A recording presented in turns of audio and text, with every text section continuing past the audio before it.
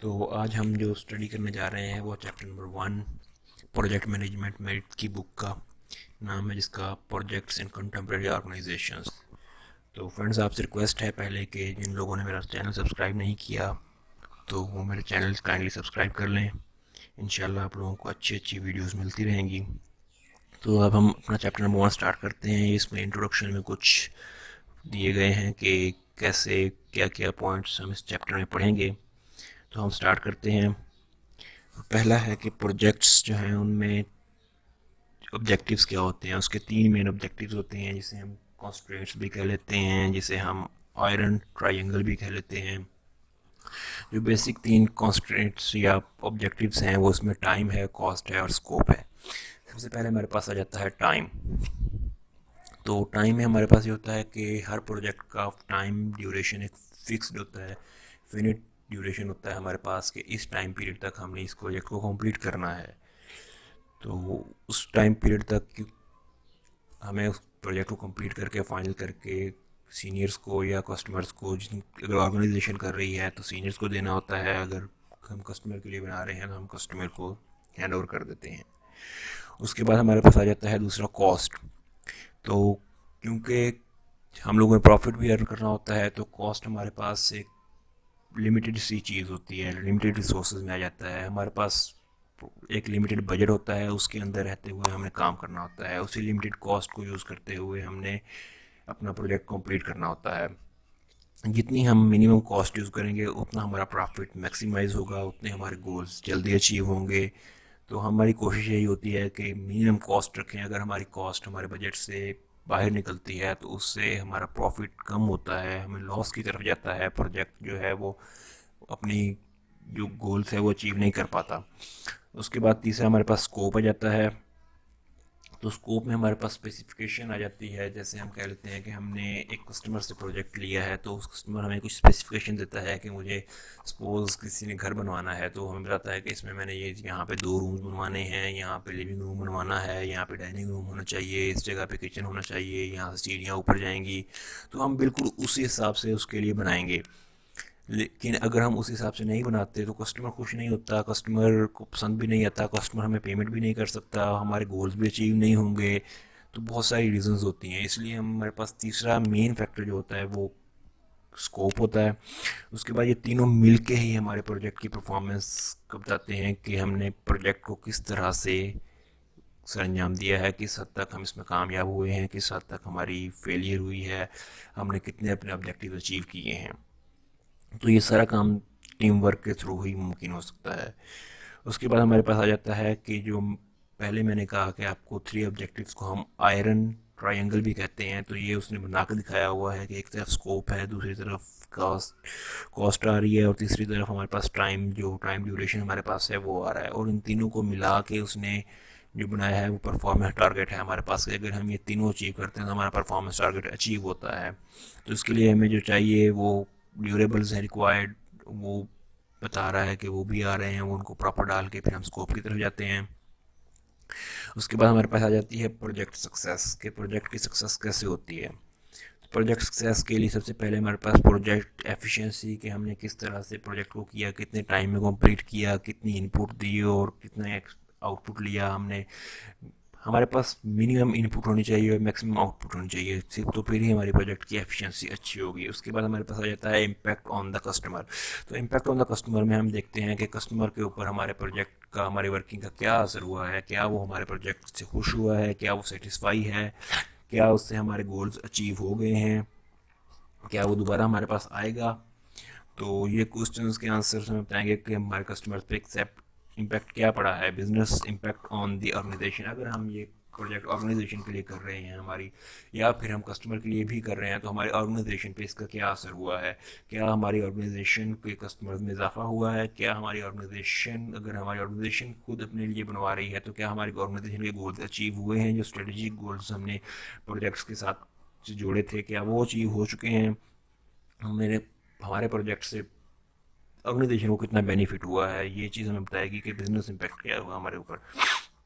Opening new opportunities for the future.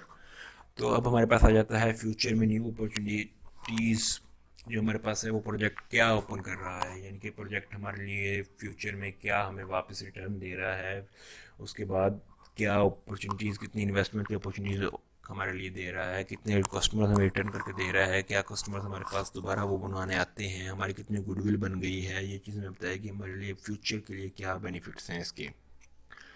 उसके बाद हमारे पास आ जाता है प्रोजेक्ट मैनेजर। प्रोजेक्ट मैनेजर क्या होता है? तो दोस्तों, जो प्रोजेक्ट मैनेजर होता है वो हेड होता है पूरे प्रोजेक्ट का, उस टोटल अथॉरिटी उसके पास होती है, उसने हर चीज़ मैनेज करनी होती है, कितनी चीज़ कहाँ कौन सी यूज़ होनी है, किसने कहाँ काम करना है, किसकी कहाँ जो स्किल्स हैं वो अच्छी हैं, ये सब प्रोजेक्ट मैनेजर ने डिसाइड करना होता है। जैसे एक ऑर्गेनाइजेशन के सारे फैसले एक सीईओ करता है, इसी तरह प्रोजेक्ट के सारे फैसले प्रोजेक्ट मैनेजर करता है। हम उसको एक कंपनी के सीईओ की तरह प्रोजेक्ट का सीईओ कह सकते हैं कि वो एक प्रोजेक्ट का सीईओ है। उस प्रोजेक्ट की टोटल ओवरऑल डीलिंग्स उसी ने करनी होती हैं, उसी ने परफॉर्मेंस सीनियर को देनी होती है, उसी ने परफॉर्मेंस माइयर करनी होती है। उसके बाद हमारे पास आ जाता है परफॉर्मेंस मैनेजमेंट ऑर्गेनाइजेशंस। तो ये 200 कुछ डाटा है जिसमें हम बताया गया है कि प्रोजेक्ट कब से इंस्टीट्यूट फाउंड हुआ, इनके कब से ये बना, कब कितने इसमें मेंबर्स थे, कितने अब हो गए हैं। इससे आगे हमारे पास आ जाता है ट्रेंड्स इन प्रोजेक्ट मैनेजमेंट के, प्रोजेक्ट मैनेजमेंट में ट्रेंड्स क्या चल रहे हैं। सबसे पहले है अचीविंग स्ट्रेटेजिक गोल्स। तो हम प्रोजेक्ट्स बेसिकली अब बनाते हैं इसीलिए कि हम अपने ऑर्गेनाइजेशन के जो स्ट्रेटेजिक गोल होते हैं उन्हें अचीव कर सकें। हम किस हद तक उन्हें अचीव करते हैं, ये हमारे ट्रेंड्स में आता है प्रोजेक्ट मैनेजमेंट के, और यही हमारे गोल होते हैं प्रोजेक्ट्स के। उससे आगे है अचीविंग रूटीन गोल्स। तो जो रूटीन गोल्स वो होते हैं जो रोज़ाना के बेस पे हम डेली हो रहे होते हैं, तो उनको हम किस हद तक अचीव कर रहे हैं, हम कितने कस्टमर्स में इजाफा कर रहे हैं वगैरह। उसके आगे आता है इम्प्रूविंग प्रोजेक्ट इफेक्टिवनेस, कि हम प्रोजेक्ट तो कर रहे हैं, क्या ऐसा है कि पहला प्रोजेक्ट हमारा अच्छा हो गया, दूसरा अच्छा हो गया, तीसरा डाउन चला गया, या पहला अच्छा होगा दूसरा डाउन चला गया? नहीं, ऐसा नहीं होना चाहिए। हमारे पास पहला प्रोजेक्ट अच्छा हुआ, दूसरा उससे अच्छा हो, तीसरा उससे भी अच्छा हो, तो हमारे इफेक्टिवनेस एक राइट थिंग्स की तरफ, इफेक्टिवनेस होती है डूइंग द राइट थिंग्स। तो हमने सही की तरफ जाना है, हमने डाउन अप नहीं आना, अप ही रहना है, एक राइट डायरेक्शन में मूव करते जाना है। उससे आगे आ जाते हैं हमारे पास आजकल वर्चुअल प्रोजेक्ट्स। जैसे कि आप लोगों को पता है आज दुनिया एक ग्लोबल विलेज बन चुकी है, बहुत ज़्यादा ग्लोबलाइजेशन हो चुकी है। तो उस ग्लोबलाइजेशन की वजह से जो हमारे पास है, हम क्या करते हैं कि प्रॉपर लोग जो हैं वो एम्प्लॉय नहीं करते, लेकिन जो एक्सपर्ट्स हैं हम मुख्तलिफ कंट्रीज से हायर कर लेते हैं। कोई प्रॉपर टीम नहीं होती, लोग अपने अपने घरों से बैठ के कर रहे होते हैं काम, और प्रोजेक्ट कंप्लीट हो रहा है। इसे हम वर्चुअल प्रोजेक्ट कहते हैं। उसके बाद डायनामिक्स एंड कॉस्टली प्रोजेक्ट्स आ जाते हैं। तो डायनामिक्स आपको पता है, जो अच्छे प्रोजेक्ट्स हैं उन्हें डायनामिक कहा जाता है, जो बेहतरीन टीम्स के साथ बनाए जाते हैं। और कॉस्टली प्रोजेक्ट्स जो हैं ये हम इन्हें प्रॉपर प्रोजेक्ट्स तो नहीं कह सकते, क्योंकि ये प्रोजेक्ट की जो क्वालिटीज़ हैं उन पर पूरा नहीं उतरते, ना ये इनका कोई फिक्स ड्यूरेशन होता है, ना ही ये कोई सिर्फ एक दफ़ा किए जाते हैं। क्योंकि प्रोजेक्ट की हमेशा तीन जो हैं वो यूनिवर्सल क्वालिटीज़ हैं। वो तीन यूनिवर्सल क्वालिटीज़ ये हैं कि प्रोजेक्ट जो है वो यूनिक होगा हमेशा, वो यानी कि एक जो प्रोजेक्ट एक है वो दूसरा हमेशा उससे डिफरेंट होगा। कभी भी दो प्रोजेक्ट्स एक जैसे नहीं होंगे। दूसरी हमारे पास क्वालिटी आ जाती है प्रोजेक्ट्स की कि फ़िक्स टाइम में होगा, कि इस फिक्स टाइम तक हमें इसे करना ही करना है, इससे बाहर नहीं जाना चाहिए। तीसरी हमारे पास इसकी क्वालिटी आ जाती है कि प्रोजेक्ट हमेशा एक ही दफ़ा होगा, दोबारा नहीं होगा। तो जो कौसे प्रोजेक्ट्स होते हैं ये वो प्रोजेक्ट्स हैं जिनमें हम कह देते हैं कल तक ये काम कर लेंगे हम, या फिर कह देते हैं यार ये मेरा काम कर दो, ये ऐसा कर लें हम, या ये उठा के दे दें मुझे। ये बेसिकली तो हम देखें तो हमें लगता है जैसे प्रोजेक्ट ही है, कोई काम ही है, क्योंकि हर चीज़ एक जो भी काम कर रहे हैं प्रॉपर तरीके से वो प्रोजेक्ट होता है। लेकिन इनमें ना कोई फिक्स ड्यूरेशन है, ना कोई फिक्स टीम्स हैं, ना कोई फिक्स्ड उसमें यूनिकनेस है, तो फिर प्रोजेक्ट तो नहीं बनता ये। इसलिए इसे कॉस्टली प्रोजेक्ट्स का नाम दीजिए कि काम तो हैं लेकिन प्रॉपर उस पर यूनिवर्सल रूल्स पे पूरे नहीं उतर। डेफिनेशन ऑफ प्रोजेक्ट, प्रोजेक्ट होता क्या है? A temporary endeavor and undertaken to create a unique product, service or result। तो देखें कि टेम्परेरी endeavor and undertaken, कि जो हम टेम्परेरीली ऑर्गेनाइजेशन के मुलाजमी को एक टीम टेम्परेली बना दी इतने अरसे के लिए, फिक्स टाइम के लिए, कि ये टाइम है आप लोगों के पास, ये रिसोर्सेज हैं, आप लोगों ने ये प्रोजेक्ट करना है। उस प्रोजेक्ट के बाद वो टीम दोबारा अलग अलग हो जाएगी, अपने अपने फंक्शनल एरियाज़ में चली जाएगी और जाके काम करेगी वहाँ पे। तो वो जो प्रॉपर फिक्स थोड़े से टाइम के लिए हम एक लोगों को इकट्ठा करके टीम बना के एक काम सर अंजाम देते हैं, उसे हम प्रोजेक्ट कहते हैं। तो वो कहता है कि modern projects management began with Manhattan project की, जो आजकल की प्रोजेक्ट्स मैनेजमेंट है वो मैनहट्टन एक प्रोजेक्ट है उसके थ्रू हो रही है। लेकिन जो पहले प्रोजेक्ट्स थे, पहले दिनों में प्रोजेक्ट्स थे, वो बहुत कॉम्प्लेक्स प्रोजेक्ट्स के लिए मैनेजमेंट बनाई जाती थी प्रोजेक्ट की, ताकि प्रॉपर टूल्स टेक्निक्स डेवलप की जा सकें। तो ये बहुत ही मुश्किल काम होता था, लेकिन आजकल के दौर में ये बहुत आसान हो गया है और बहुत ज़्यादा फैल गया है। हम छोटी से छोटी चीज़ के लिए भी प्रोजेक्ट की पूरी टीम बना रहे हैं। अब उसमें वो कहता है मेजर करेक्टरिस्टिक्स ऑफ प्रोजेक्ट क्या है। अब मैंने पहले आपको बताया था कि यूनिवर्सल करेक्टरिस्टिक्स जो थे, मैंने आपको तीन बताए थे। उन तीन के अलावा कुछ वैसे भी करेक्टरिस्टिक्स होते हैं, तो ये करेक्टरिस्टिक्स बता रहा है। इम्पोर्टेंस, प्रोजेक्ट क्यों इम्पोर्टेंट है।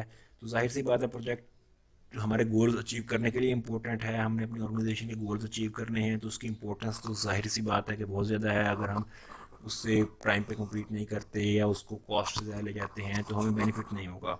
उसके बाद क्या आ जाता है स्कोप। तो स्कोप में हम, मैंने आपको पहले बता चुका हूँ कि स्कोप क्या चीज़ है। स्कोप में हम प्रॉपर उसकी स्पेसिफिकेशन देखते हैं कि वो अपने स्पेसिफिकेशन पे पूरा उतरा है या नहीं। Life cycle with a finite due date. तो इसमें आ जाता है कि जैसे पहले बात हुई यूनिवर्सल रूल्स में कि एक फिक्स ड्यूरेशन होता है, तो इसी तरह टाइम में भी पहले मैंने कहा कि इसका फिक्स ड्यूरेशन होता है। इस तरह वगैरह life cycle with a finite due date के कंफर्म ड्यू डेट के साथ ये आता है कि इसकी इतनी लाइफ है, ये इस देर तक चलेगा। उसके बाद आते हैं इंटरडिपेंडेंसीज। तो इंटरडिपेंडेंसीज में आजकल जो हम देख रहे हैं बहुत बड़ी बड़ी ऑर्गेनाइजेशंस हैं, तो एक वक्त में एक से ज़्यादा प्रोजेक्ट चल रहे होते हैं। तो इंटरडिपेंडेंसीज का मतलब ये है कि चाहे बाहर से देखने में हमें ना लगता हो कि ये प्रोजेक्ट्स एक दूसरे के साथ जुड़े हुए हैं, लेकिन बेसिकली वो प्रोजेक्ट्स एक दूसरे के साथ जुड़े हुए होते हैं। और मोस्टली वो सिर्फ रिसोर्सेज की वजह से जुड़े होते हैं कि रिसोर्सेज में कंपटीशन चल रहा होता है, उनके दरमियान कंपटीशन होता है कि पहले मैंने ख़त्म करना है और मिनिमम रिसोर्सेज ये, और ये वाले रिसोर्सेज जो अच्छे हैं मैंने यूज़ करने हैं। तो इस चीज़ पे चल रहा होता है। अगली चीज़ आ जाती है यूनिकनेस। तो यूनिकनेस में आ जाता है कि एक प्रोजेक्ट जो है वो कभी भी दूसरे प्रोजेक्ट के साथ सेम नहीं होगा, दोनों प्रोजेक्ट्स हमेशा डिफरेंट होंगे। ये प्रोजेक्ट की क्वालिटी है। तीस आगे आ जाता है रिसोर्सेज की। रिसोर्सेज हमारे पास लिमिटेड होते हैं, उन्हीं हमने यूज़ करना होता है। फिर उन्हीं रिसोर्सेज से आगे कॉन्फ्लिक्ट है कि उन रिसोर्सेज की वजह से कॉन्फ्लिक्ट भी राइज होते हैं। वैसे भी हमारी लैक ऑफ कम्युनिकेशन की वजह से भी कॉन्फ्लिक्ट्स राइज होते हैं, क्योंकि टीम्स बनी हुई होती हैं। अगर टीम्स बड़ी हों तो फिर उसमें कॉन्फ्लिक्ट्स आ ही जाते हैं। अब वो कहता है वाई प्रोजेक्ट मैनेजमेंट, कि प्रोजेक्ट मैनेजमेंट क्यों ज़रूरी है। तो कोई भी गोल है उसे अचीव करने के लिए प्रॉपर एक आपको प्रोजेक्ट इनिशिएट करना पड़ता है। उसमें प्रॉपर लोग हायर करने पड़ते हैं कि ये लोग आएंगे, ये इस तरह से काम करेंगे। तो मैनेजमेंट के बगैर तो ये पॉसिबल ही नहीं है कि वो हो।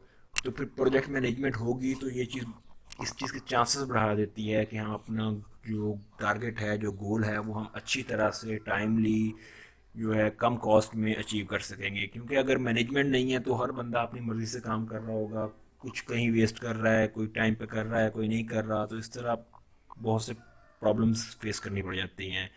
उसके बाद कहता है project management gives us someone the project manager to superhead the project and to hold accountable for its completion। तो अब जाहिर सी बात है कि अगर प्रोजेक्ट मैनेजमेंट ना होगी तो हम किसी चार बंदों को काम दे देते हैं, तो कल को वो एक दूसरे के ऊपर अकाउंटेबिलिटी डालेंगे कि ये बंदा जिम्मेदार है, ये है, ये है। लेकिन जब हम प्रॉपर प्रोजेक्ट मैनेजमेंट से काम करते हैं, एक प्रोजेक्ट मैनेजर हायर करते हैं, तो उसे जिम्मेदारी होती है, उसके पास अथॉरिटी होती है, तो अथॉरिटी के साथ जिम्मेदारी हमेशा आती है।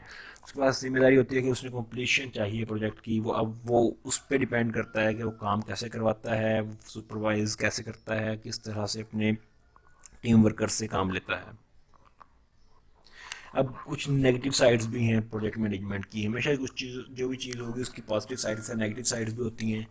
तो ये हमने फैसला करना होता है कि हमारे लिए पॉजिटिव साइड्स बेनिफिशियल हैं तो नेगेटिव हमें कम नुकसान पहुंचा रही हैं, या नेगेटिव हमें ज़्यादा नुकसान पहुंचा रही हैं और पॉजिटिव हमारे लिए कम बेनिफिशियल हैं, तो हमने ऊपर काम करना है या नहीं करना। तो इसी तरह इसकी भी कुछ नेगेटिव साइड्स हैं, लेकिन बहुत माइनर लेवल के हैं। तो ग्रेटर ऑर्गेनाइजेशन कॉम्प्लेक्सिटी, एक तो कि इससे प्रोजेक्ट मैनेजमेंट से कॉम्प्लेक्सिटी ऑर्गेनाइजेशन में बहुत ज़्यादा बढ़ जाती है, क्योंकि हम लोग मुख्तलिफ फंक्शनल एरिया से लोगों को ला के एक जगह इकट्ठा कर देते हैं। तो जो बंदा उधर फंक्शनल एरिया से आया है उसका उधर भी एक मैनेजर होगा, एक इधर भी मैनेजर होगा, तो बहुत सारे कॉन्फ्लिक्ट्स राइज हो जाते हैं, बहुत सारी प्रॉब्लम्स राइज हो जाती हैं। उसके बाद higher probability organisation policy will be violated, तो इस चीज़ के चांसेस भी बढ़ जाते हैं कि ऑर्गेनाइजेशनल पॉलिसीज़ भी जो हैं उनको खिलाफ जाया जाएगा, क्योंकि जाहिर सी बात है जब एक बंदे के दो हेड्स होंगे तो उनके आपस में कॉन्फ्लिक्ट्स होंगे, तो उसने अगर एक छुट्टी लेनी है तो किस तरह लेगा। तो इस तरह वायलेशंस हो जाती हैं। Sales managers can not accomplish the desired outcomes. तो ये भी कहा जाता है कि मैनेजर्स जो हैं वो इस काबिल कुछ नहीं होते कि वो अपने जो डिज़ायर्ड आउटकम है वो उनको अचीव कर सकें। तो सब लोग बराबर नहीं होते, लेकिन कुछ मैनेजर्स में स्किल्स होती हैं, कुछ में नहीं भी होती हैं। फिर उस आखिरी लास्ट पॉइंट को कहता है कॉन्फ्लिक्ट्स। कॉन्फ्लिक्ट्स तो हर जगह होते हैं, जहाँ भी टीम्स होंगी कॉन्फ्लिक्ट्स होंगे। आपके कम्युनिकेशन में थोड़ा सा गैप नहीं आया नहीं है और कॉन्फ्लिक्ट्स राइज हो जाएंगे।